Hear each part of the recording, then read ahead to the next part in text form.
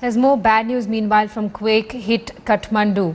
Now, latest weather information forecasts 10 days of heavy rainfall in the quake affected area, something which is sure to hit rescue work.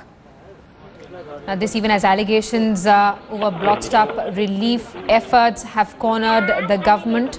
There are vast areas that still remain untouched by rescue teams. There are, however, indications that the Nepalese government is getting its act together. 12 nations participating in rescue efforts have held an emergency meeting today to ensure greater coordination in operations. The Nepalese army has also distributed 9,000 kilos of relief material in about 11 districts.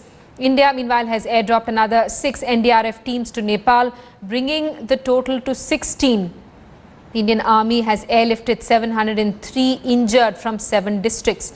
But relief operations seem to be a drop in the ocean. According to UN estimates, 80 lakh people in 39 districts of Nepal have been affected by the powerful earthquake. Of these, 20 lakh live in the 11 most severely affected districts. Nearly 60 lakh live outside of Kathmandu. The official death toll is already above 5,000, but according to the Nepalese Prime Minister, the figure could touch 10,000.